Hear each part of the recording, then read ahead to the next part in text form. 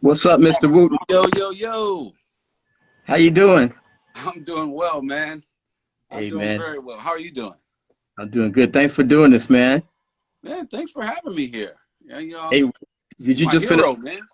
You just finished your class? Yeah, I did. Just at 4 o'clock, man. I bolted out just right at 4, and I've got some other guys closing the Zoom window for me. But yeah, So what kind of stuff are you teaching? oh man, this camp. This is the crazy one. Oh, so you're We doing got a camp. You're doing an online camp. Victor Wooten absolutely. camp. Yeah, we can't do our camps at Wooten Woods, so we're doing them online. And we started as a test one. We invited some people for free to come in and let us try this stuff out. Just some of our past students, Yeah. so we're in there just testing it out. And then we got 3 real camps coming up: music theory, bass camp. We got another one called 2020 Vision for the Future. That's Wow. just like how do we exist during this time? How can we make our future, better so that we come back better than normal?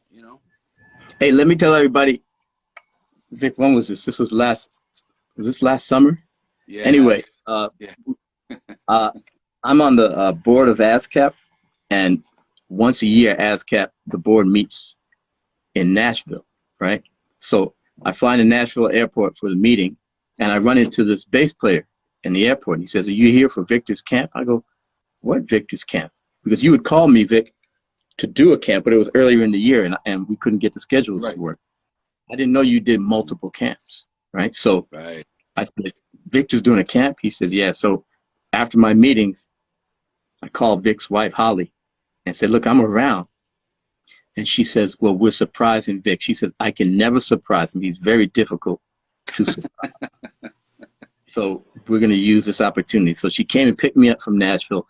What is the drive, like 45 minutes from Yeah, Nashville? yeah. From the airport, about an hour. Yeah. About an hour. Yeah. So she picked me up and brought me out, man. And she said, "You just wait in this room." They put me in a room. And apparently Vic was having concerts. They have at Victor's camp, which is a beautiful piece of land out in about an hour outside of Nashville. But they have a concert hall, and some guys were giving a concert. And Holly had told them, "Look, in the middle of your concert, you're gonna just pause, and we're gonna surprise them." So I waited in the room, and when I got my cue, I came on stage and started playing. And Vic is kind of like overseeing everything because it's his camp, so he's watching the concert, but he's also kind of dealing with the campers and all sorts of stuff. Anyway, I started playing, and Vic goes, he looks up, he goes, and they caught the picture. Like, you literally have never seen somebody's jaw drop. But we have a picture with Vic's jaw dropped, and if we can find it, I'm gonna Oh post it man. if you Oh don't my mind. If gosh. that's okay with you.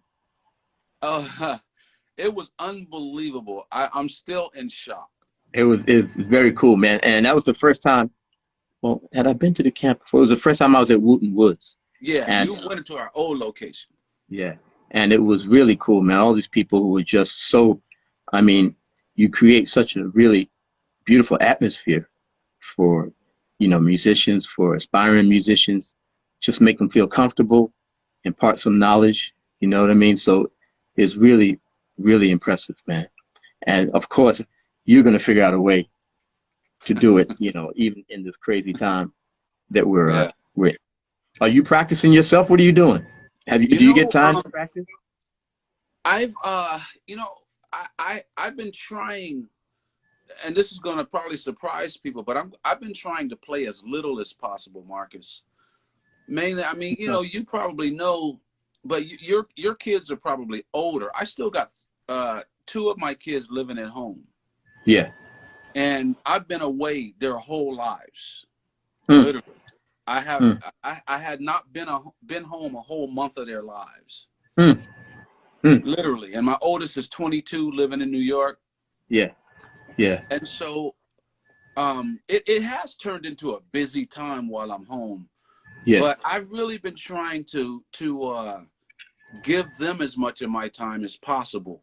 Mm-hmm. But the Mm-hmm. other thing too, Marcus, I talked to you about this crazy hand condition called dystonia. Yeah. I've really been taking the time to work slowly and mentally on to reconditioning my hands. And so the practice I've been doing has been like literally in slow motion, and a lot of mental, so I can retrain my brains to stop messing my hands up. And I'm happy to talk about it, but it's a weird thing. So I haven't been doing much of the normal playing unless I have to, but a lot of crazy slow motion stuff. You know. When did you first start noticing that issue? It probably 15 to 20 years ago. Oh, really? Even though, yeah, I didn't know what it was. I just knew my hands were starting to feel sluggish. These and these were stopped. They were slowly not lining up. And the fluidity, I will call it, of my fingers, they just felt sluggish. And so Bela Fleck, or my friend Steve Bailey, and other close friends, they all remember me 15 to 20 years ago talking about it, although I didn't know what it was. Right. So it's been about 2 years now that I was able to put a name to it and to realize that I wasn't alone. Right. So this is not just you. There are plenty of people who are experiencing the same thing, huh? Absolutely. It's called focal dystonia, dystonia. Right. Right. And I was told that 1 in 200 musicians get it. Wow. And so that's a lot. So wait a minute, Vic. When we went on tour with SMV, that was 2008, 2009. Okay, so that's 11 years ago. So you were actually experiencing some of that. I don't even want to know what you would have been playing if you didn't have that going on. Wow. That's really very kind of you. Yeah, but you know, the thing is, at that time I didn't have a name for it. Right. I just knew there were some things, like there's this one line Stanley and I gave all three of us to play, and I could never play it. I never talked about it. Really? But I got good at faking things. Right. Right. And the last thing to go was this. See, I thought this was the problem in the beginning. I thought, man, I've been working on the thumb so much, I need to start working on my fingers more. And the more I worked on the fingers, the worse they got. So over the later years, at least live, I shy away from this because this is slowly not working, and I go back to this, you know. So that's why I even did a lot of that during SMV, because that was still comfortable for me. Right. Right. But, I still remember this line Stanley gave us to play. We played it in unison, and oh man, that thing was crazy. It was in School Days. Yeah, exactly. That's the one. That's the one. I felt like when he gave us that line, I felt like I was back in my bedroom as a teenager, learning Stanley Clark from the LP. You know. Exactly. Wow, man. Yeah. But Mark, let me add this though.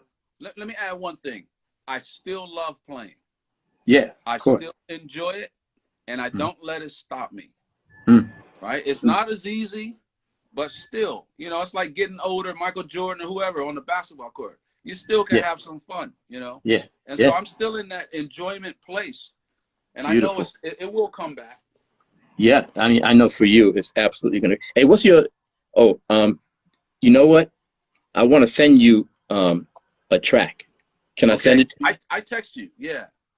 Okay. So I sent you a text. I think I did. Okay. You sent me a text? Okay. Hold on. I hope I did. I'm sure you did. Hold on one second. Oops. 1 second. Yeah. I'm on my phone. Can you do Instagram not on your phone? I'm always on my phone on Instagram. You got to download software to do it. So I'm on my your phone. Computer? On my you got to download software onto your laptop or your computer. Yeah. Okay. So I'm scared to go offline because I might lose you. But I want to send you this thing, but I don't know your email. So can you play? You can do a Vic VIC. Okay. At VictorWooten.com. Can you, Jules? Did you hear that? You know what? Play me the track. I can loop something like it. Oh yeah. Okay. Yeah. It's not a track. It's just a bass. Oh, okay. Right. I'm just gonna go like this. See, the problem is, everybody, that we can't play together because of the lag on Instagram. If we try to play together, you're gonna be like, man, those guys, their rhythm is not as good as I thought. So yeah. So VIC at VictorWooten.com. Okay. All right. sending it to you. Okay. And there's In the over meantime, 1,000 people in here. I'm gonna be getting over 1,000 emails now. exactly. Sorry about that. That's why I wasn't going to ask, but you offered it. Okay. Okay. Hey, I want to tell everybody uh how I heard Victor Wooten, how I heard of Victor Wooten. I play Fender all my life, but I also, particularly when I play fretless bass, for a long time I played a Federa bass and still do from time to time. Anyway, I had sent my bass to Federa to have something done to it in Brooklyn, New York, and they did the work on it, and then they sent it back. Right, so I opened up the bass, and in the bass, I find this CD. Right. Cassette. Okay. Excuse me. let's get it right. Yeah. In my bass case, I found a cassette. That's Right, right. and it says, "Hey man, I happened to be at Federa when your bass came through, and I want to. My name is Victor Wooten, and this is my first album, and I'd like for you, if you have a minute, to give it a listen." And you know, Vic, you know, we used to get cassettes like all the time. You know what I mean, from every aspiring musician. And so, Yeah. you know, it took maybe about a week. I'm in the car and I put it in, and I'm listening. And I'm going, wait, let me pull this car over for a second. Turn the engine off. Make sure I'm hearing what I think I'm hearing. And I called you, man. I said, man, this is fantastic, man. Wow. And it's your fault now, Vic, that I feel obligated to listen to every piece of music that people say. And it drives me nuts because I'm like, you never know when there's going to be another Victor Wooten, Yeah. you know, sitting in there. There hasn't been, by the way. Well, I got lucky, though, Marcus. I just happened to be at Federa, and they were shipping your bass out that day. It's And amazing. yeah, I got lucky there. So I can see a difference. You get your bass and there's a cassette tape in it, right? But Now, I'm telling you, Marcus, my heart still feels so warm. The fact that you literally called me. oh, yeah. And I'm cleaning house now, right? We all at home cleaning house because we have time. I'm Yeah. gonna find that tape. That was when we had to put them little tiny cassette tapes in the message machine. I still have your message somewhere. Really? I'm gonna Really? find it, send it to you. Yeah. Well, it's funny, man, because, you know, we did SMV, and for those of you who might not know, it was Vic, Stanley Clark, and myself. We had, there had been a celebration of Stanley Clark given by Bass Magazine, Bass Player Magazine, excuse me. And Vic and I were asked to be the presenters of a Lifetime Achievement Award to Stanley Clark. And it was in New York City, so we came in. Vic and I gave our little speeches, and then we decided to all play together. And we had such a great time, and it felt so natural. And you know, bass players playing together, two bass players playing together doesn't always work. Three bass players playing together, lots of times, it's kind of a mess. But this was not a mess at all. We all fell into like the right roles, you know, to make the music work. And I realized I wasn't playing with two other bass players. I was playing with two other musicians. Wow. And that's a big difference, you know. Wow. Musicians who listen and can really adapt. Anyway, we decided after that to do a tour.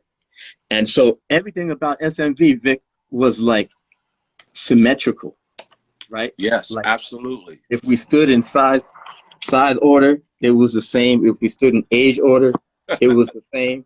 You know, alphabetical order was the same. You know what I mean? It always like, and people assumed, well, you know, Stanley, of course, he made his mark in the 70s, right? And I made my mark in the 80s, and then you in the 90s. So a lot of people thought that, you know, it was Stanley, and then I was affected by Stanley, and then you were affected by me. But the thing that people don't realize is you started playing the bass at what, 5 years old? A little bit actually before, you know, because of my brothers. Right. Yeah. So we actually started playing bass, even though I'm older than you. We actually started playing bass at the exact same time. And so rather than it being Stanley influencing Marcus, influencing Victor, it was you and me hanging out with the guy who had influenced us both. You know what I mean? That's true. That's true. So it was a really beautiful thing. consequently, you know, on the tour bus, we gave Stanley the big bunk. You know what I mean? We Well, were he like, is like 8 feet tall. yeah, Yeah. whatever you need, man. So, what was the I got two questions for you. Yeah, man. One is a general question, which is, um, in terms of you, you know, decide at one point in your life, at some point in your life, you want to be a musician. What was the thing that surprised you the most? What was the thing that you didn't consider when you decided to become a professional musician? Anything that surprised you? Well, yeah, always. I mean, life is full of surprises. The first thing is this: I'm the youngest of 5 boys. Hmm. So before I was born, my brothers already knew that you know this whatever his name's gonna be, he's playing bass. Because they need a So bass player. that was it. Yeah, Reggie was already playing guitar, Roy drums, Rudy sax, Joseph keys. They needed a bass player. Right. So that literally became me, and I was lucky enough to be born into it. You know, Yeah. and I was out literally playing gigs before I started kindergarten. That's Mm. just, you know, when I was 5, I think Reggie said I turned 6 uh, on during a tour where we were opening for Curtis Mayfield. Mm. Let me see. How can I switch this camera around? Let's see. Um, oh yeah, look at this. So I just happened to have one poster left.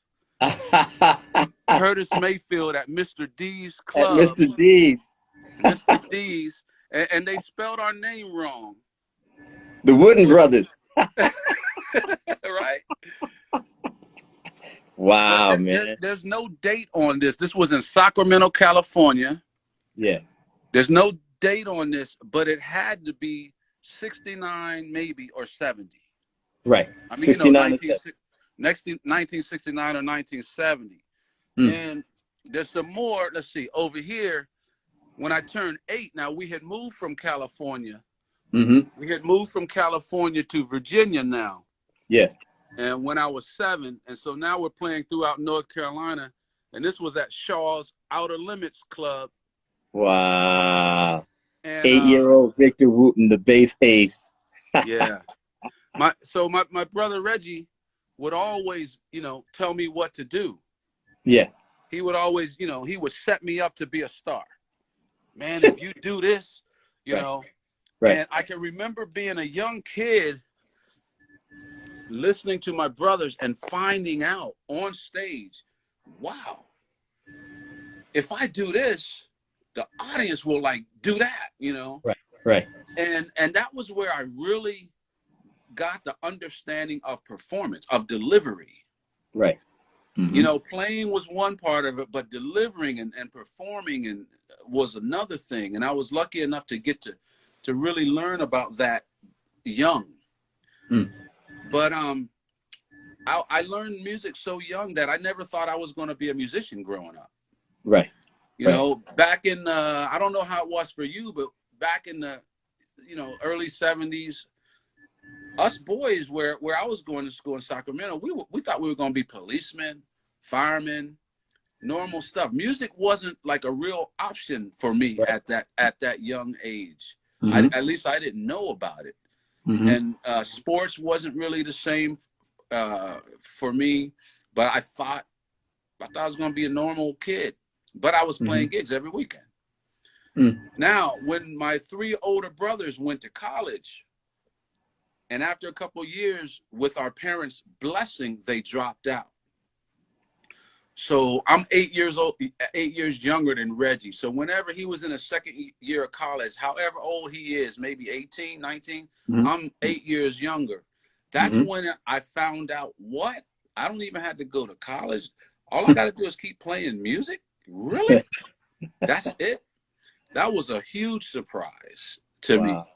And there were blessings and curses that came with that, because academically, I kind of didn't try hard. Mm-hmm. Meaning I didn't push myself. Our parents wouldn't let us get bad grades.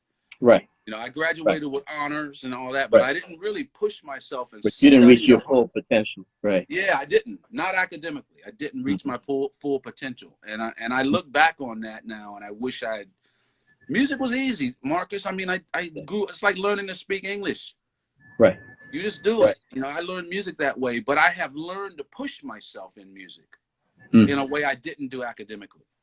Well, you know, the blessing also is that although you may not have pushed yourself academically, knowing what you're going to do when you're in high school, already knowing what you're going to do, answers a lot of questions that a lot of kids don't have answers to, you know? Meaning, I mean, it wasn't as early for me, but by the time I was a junior in high school, I knew I was going to be a musician. So the SATs, I wasn't stressed. You know what I mean? I was like, you know, I'll do my best.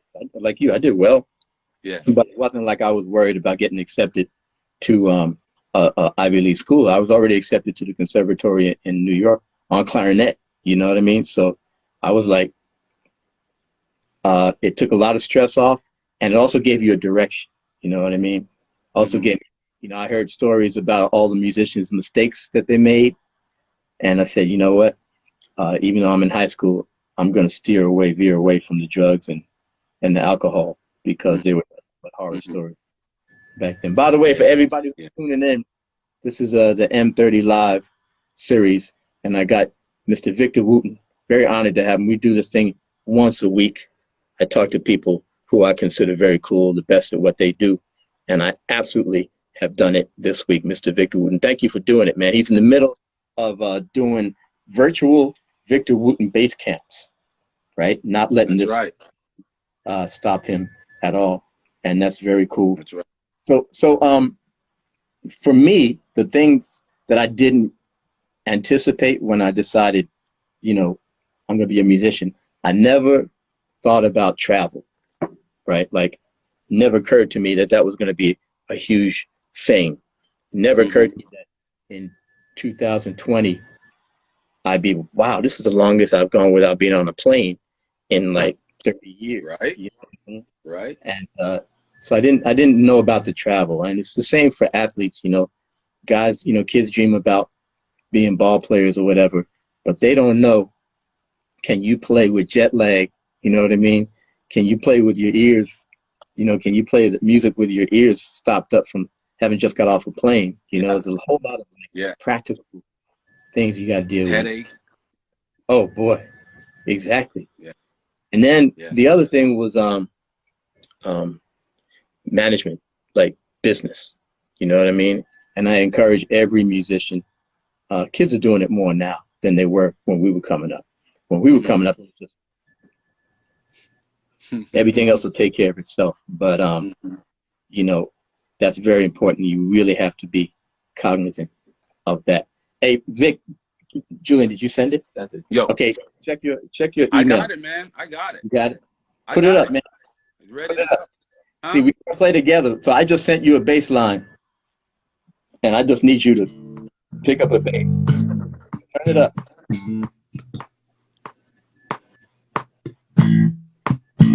There you go. Can you hear that? I hear it loud and clear. Sounds like somebody I recognize.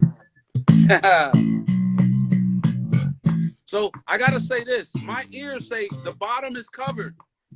Right. So you know what I mean? I'm not going down there. Right. Okay. This is the reason that it worked with Stanley and you and me is my ear tells me, you know, I'm not going down here, right? Right. Let me see. Oh, wait, man. Wait.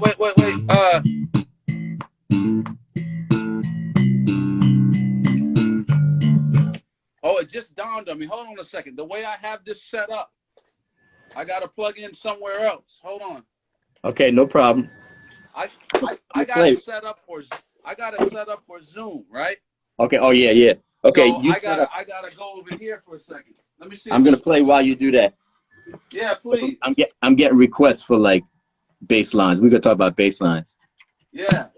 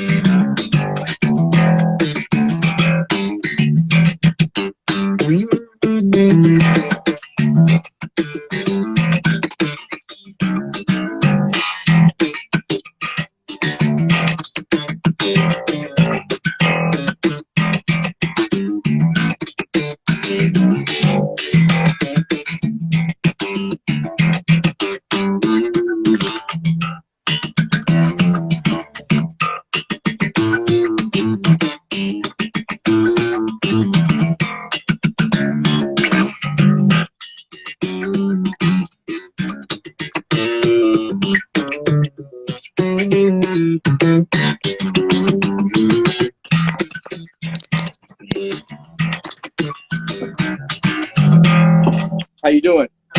I'm getting there. Hold on. I got to plug my phone in. It's about to run out of battery. Plug it in.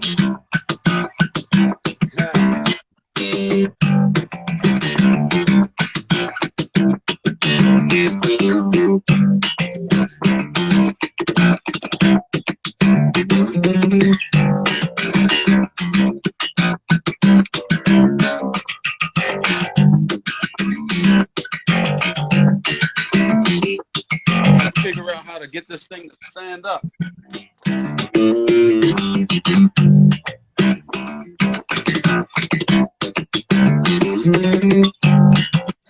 Hold on, I'm coming. I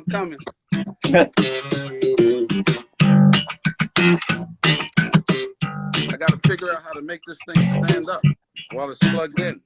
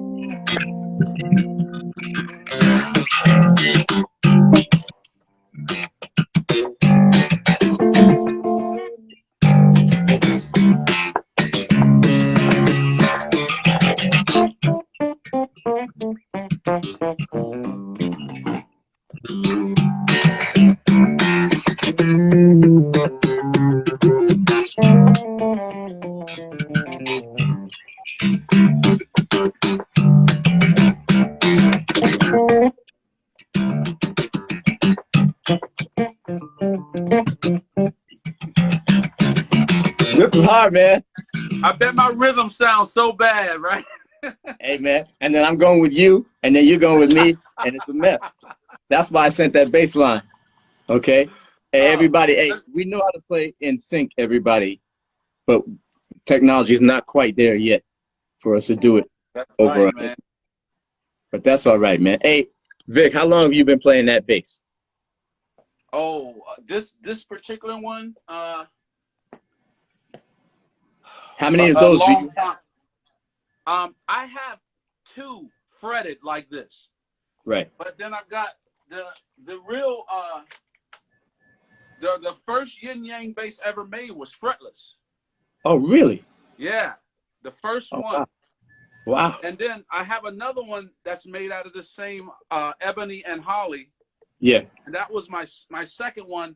And then I kind of got crazy. I put a tremolo bar on it. And then I got tired of the tremolo bar. So I had to make me another one without the tremolo bar on it. Does the tremolo bar get in your way? It's not so much that, well, yeah. It does get in the way. But that wasn't the real issue. It just kind of goes out of tune. Okay. Oh, yeah. Right? Once you start using it, yeah. Yeah. Mm-hmm. Man, I'm looking at my phone. It's like I'm in the bat cave. Remember them criminals in the bat cave that used to always be crooked? You know what? Phone. Yeah. You know, there's that was a revolutionary idea that whenever the 60s Batman showed the criminals, they skewed the camera. Exactly. And whoever that guy, the cameraman, who got that idea, that's the name of that technique now. You know what I mean? Really? Yeah, wow. Because it was so cool. You know what I mean? Whenever they saw the Riddler or the Joker, they did that. You know? That was a genius idea. All right, so play that bass line, man. Okay. All right, let's see what we got. There we go. You hear that? I hear it, yeah.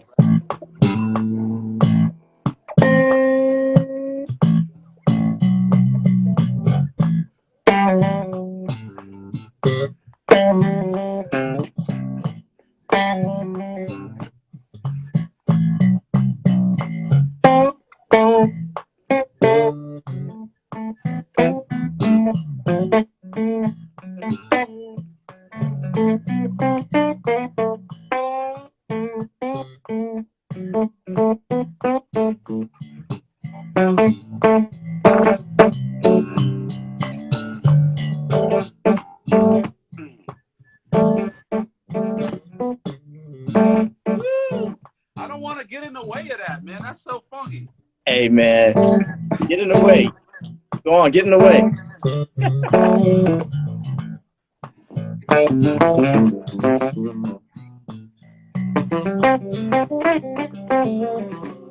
Uh-huh. Hmm.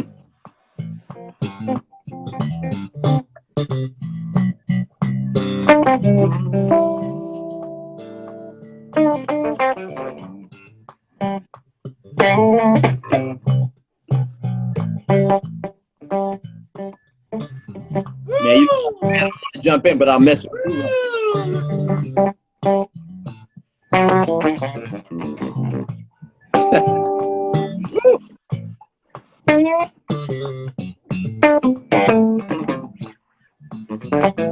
Ah.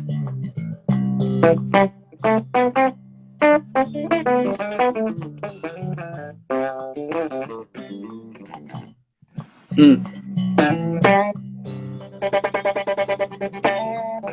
Ouch.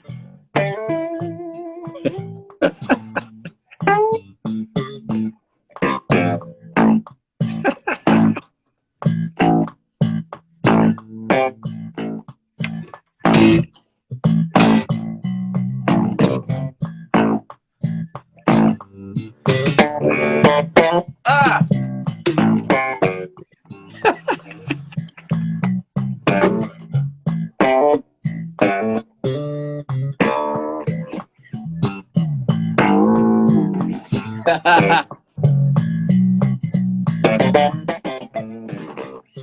Uh-huh. Ah.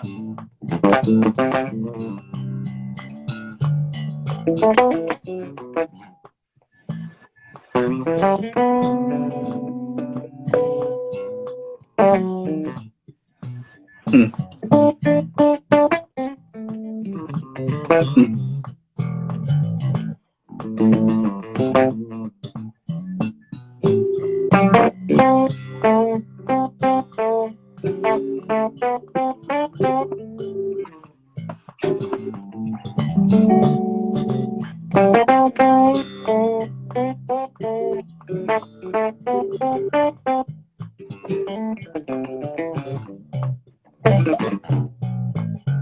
Woo, that's fun, man. Okay.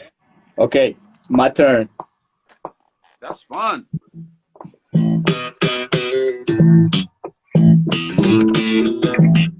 Can you hear me okay?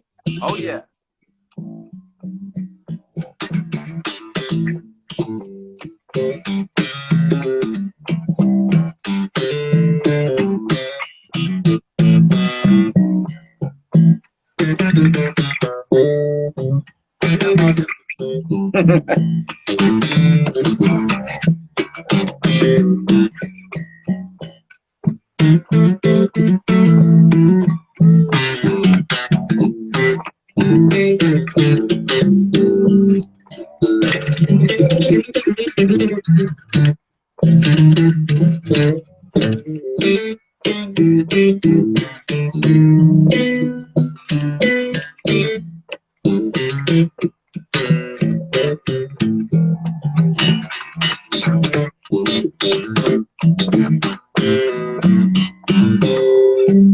Yeah.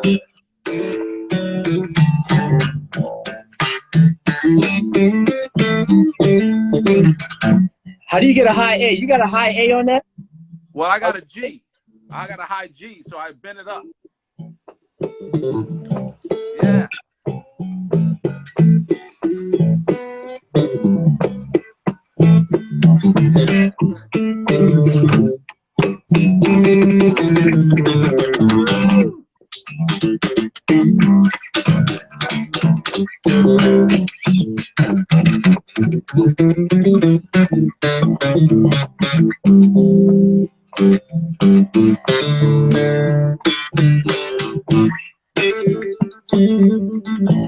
Marcus, let us see your hands a little bit.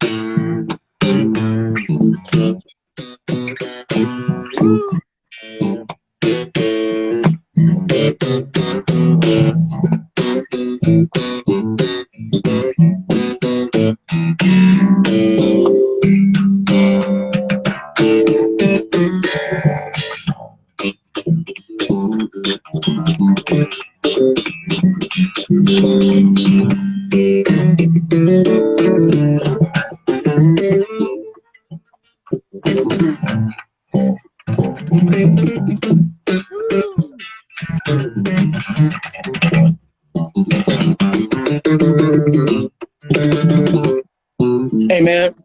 Wow, Marcus. That I noticed What's that? Is that what would you consider your music? Somebody, you're getting a taxi cab in New York City with your bass, and the taxi cab driver says, "Oh, what kind of music do you play?" What do you say? Well, I kind of formulated a question, answer, because I get it so much. I usually say it's either a funky version of jazz or a jazzy version of funk. That's so crazy, because that's my exact same answer. Depending on the day, Yeah. jazzy funk or funky jazz. But a lot of people will argue, is it jazz or not? But the thing that I think jazz helps us with is being able to be flexible and Absolutely. being able to react. Because that's the problem I find with a lot of bass players when they play, and somebody does something and you have to respond. You can't always respond with something that you practiced, in your bedroom, Yep. So you have to have a really wide toolkit, you know what I mean? So that when Victor Wooten plays something at you, you say, okay, I want to play something that makes sense, that completes his thought, or whatever it is. Stanley, of course, you know what I mean? And I think that's the difference. Bass players who play together, you have to practice being able to think fast. You know what I mean? And you got Definitely. to be able to almost like think a couple of bars ahead of time. You know what I mean? Yeah. And Yeah. or at least be able to practice so much that you can play what you hear like pretty quickly. Like Yeah. George Benson when he's singing and playing. You know what I Yeah. mean? Yeah.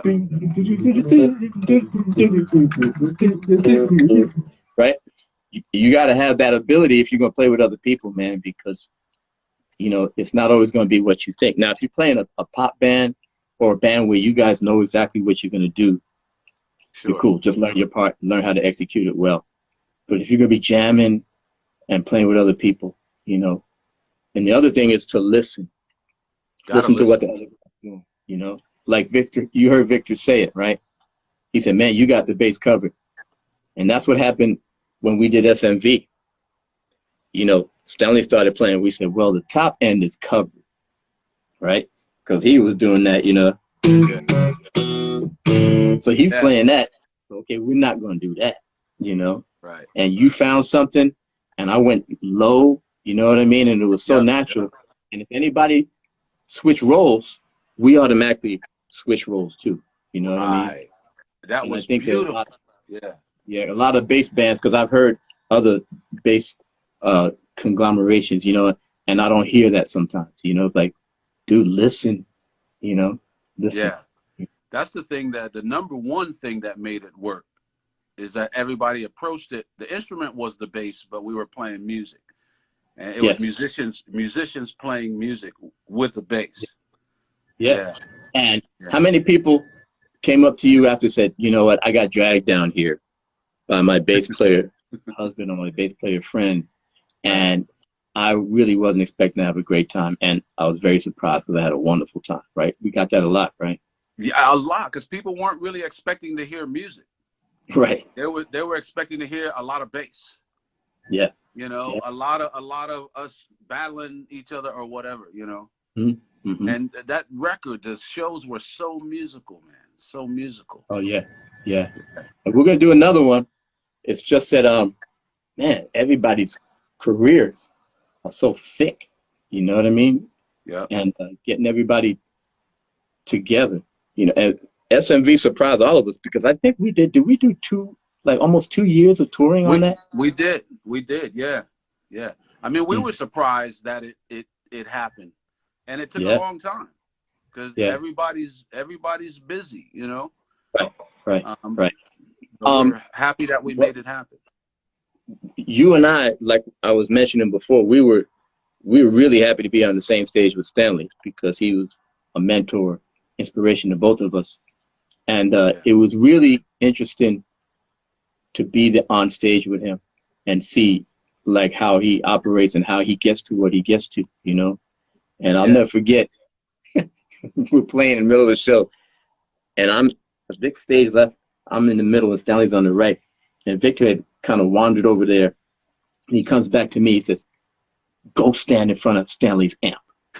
I said, "What? Go stand in front of Stanley's amp now." I said, "Okay." So I wandered over there, and as I got close, my shirt started going like this because we didn't know how loud he plays, right? Ooh, I mean, yes, no joke, man. no joke, But no joke. I figured it out. You know, Stanley made his mark in the 70s, and he made a huge mark. He was playing with Chick Corea and Return to Forever, one of the biggest fusion bands of all time. And they were playing arenas, they were playing in sports arenas. Right. And the sound systems at that time, they really couldn't produce the bass Uh, the way Stanley Cochran wanted the bass to be yeah, reproduced. You know, nowadays you got those big speakers on either side of the stage, and they can make bass better than your amp sometimes. right, right. A lot of people playing nowadays without an amp. Exactly. Don't even use amps. But back then, Stanley's like, if I want people to hear what I'm doing, I'm gonna have to carry it. I'm gonna have to make it happen from my amp Yeah. behind me. So that's his like orientation, man. And Mm. he's killing it, man. And he'll hit that note. He'll go like, and he'll just go. And he just let that long arm hang down there. Like, yeah, I know I'm bad. I'm Stanley Clark. Look what I just did. You know? Yeah. Man, hey, Yeah. you know what? You know, you came to prominence after your brothers with Bela Fleck, right? Yeah. Yeah. And the Fleck tones. Yeah. And it's crazy, man, because Ray Chu, Mm. who's a really successful music arranger Yep. and music director here in LA. He and I went to high school together, and we were talking about the people who went to our high school. High school is called Music and Art Mm. in New York City. It's called LaGuardia School now. When we went, Mm. there were two campuses. One was downtown that was performing arts, dancers and musicians, the one that was in that movie Fame. And Right. then there was one uptown with musicians and artists. And we went to that one.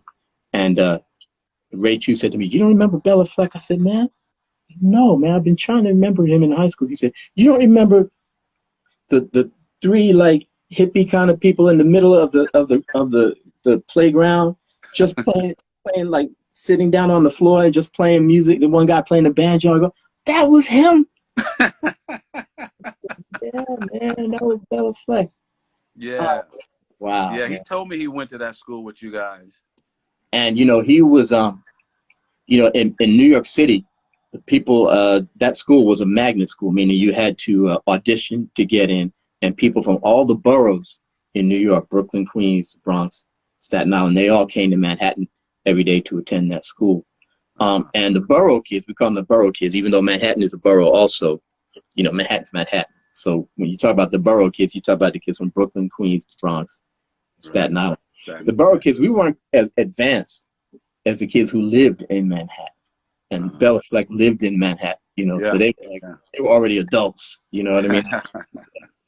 You know, I very much remember him now, man. And what was it like? How did you guys hook up? Wow, exactly. So you were asking me about surprises in my career. That was a surprise. Okay, yeah. I mean, that was not in my cards. You know, people are gonna know you because you play with a banjo player, right? No, man. My whole life, I thought it was gonna be the brothers.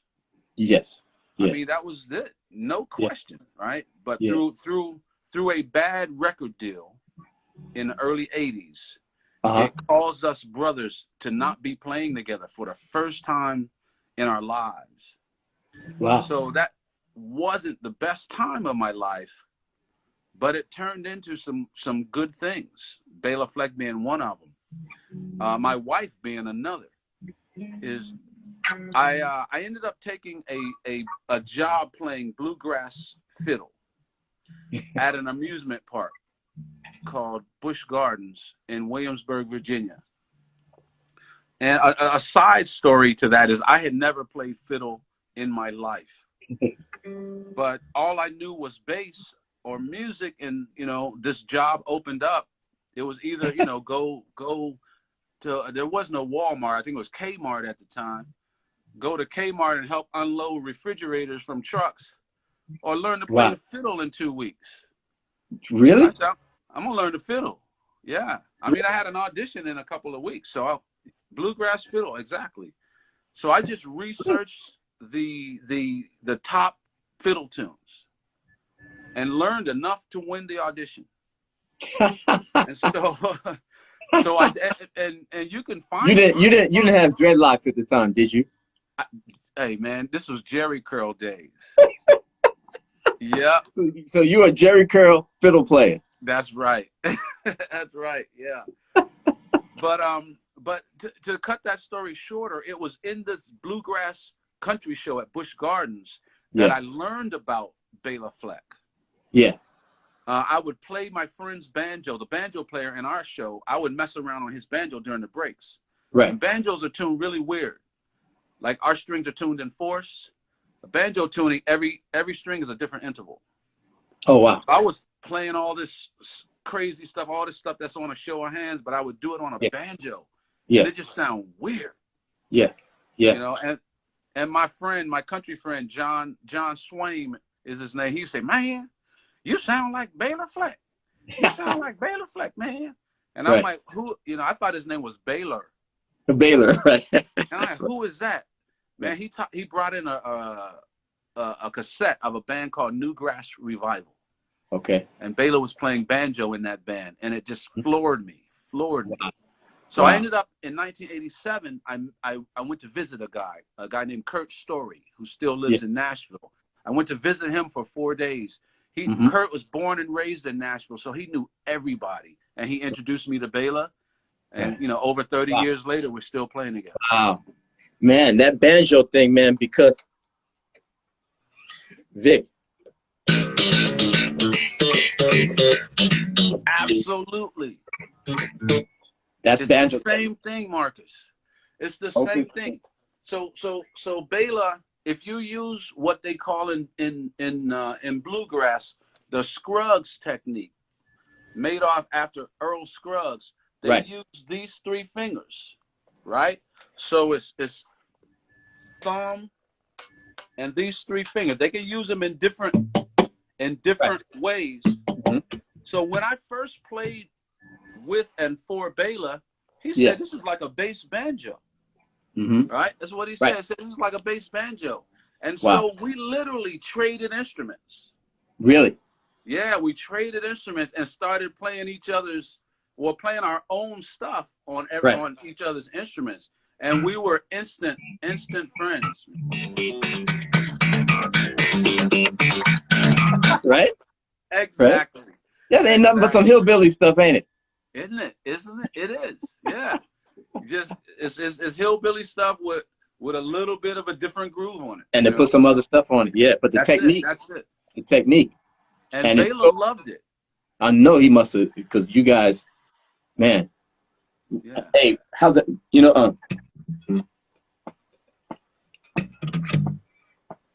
how's that go? That one? Yeah.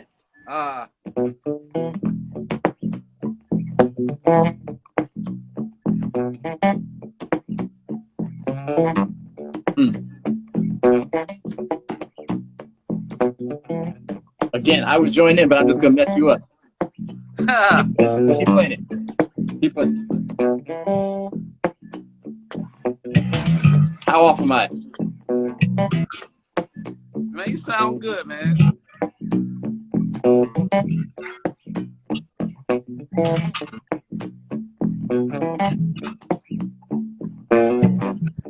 Bread though.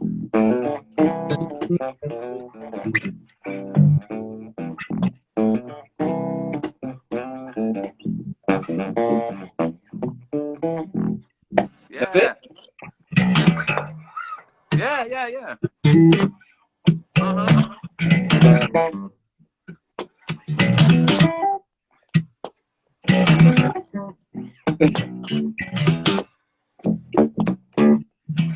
And then how's the bridge go? Right. What's the bass? It goes up to C.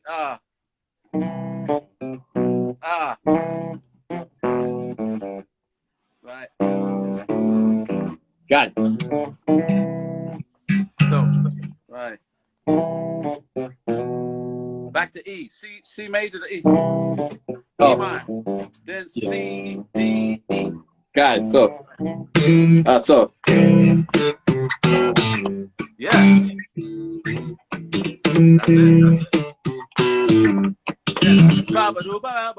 Yeah. That's it. Back to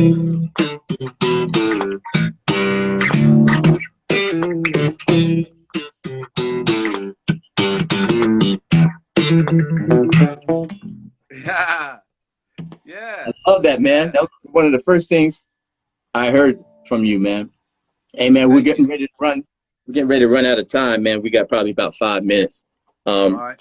I want to just thank everybody, man, for tuning into M30 Live. Victor Wooten, incredible special guest. Thank you so much, man. And thank you for your spirit, man. You know, hey, tell me last 5 years when you went off on somebody. Went off on somebody? You're such a nice guy. I can't imagine you going off on somebody. Come on, tell me that you went off on somebody once. Just went straight to Virginia on them. It's that's really rare. And I can't even remember the last time. Most of the time it doesn't have to get there. Right. You know. I'm just joking. I know that's not your thing, man. But I got the net for that. I got my manager the net to take there. There you go. I got people to go off for me. Exactly. We can still appear the nice guy, right? Exactly. But if we have to. Oh, don't get it twisted now. Right. Where they say, don't let the smooth taste fool you. That's you know. Right. All right, man. Thank you again, man. Love you, man. You, Marcus. Thank you. Okay. Thank you for having me on. Okay. Hey, guys. Hey, listen, MillerTime is starting on SiriusXM. If you have SiriusXM, it's starting in about 5 minutes. That's where we're going to be in 5 minutes. That's where we're going to be. And it's very cool. So if you get a minute, everybody, check out MillerTime. All right. Love everybody. See you guys soon. Thank you, Marcus. All right. Thank you, man. Thanks, everyone. All right. Thanks, everybody.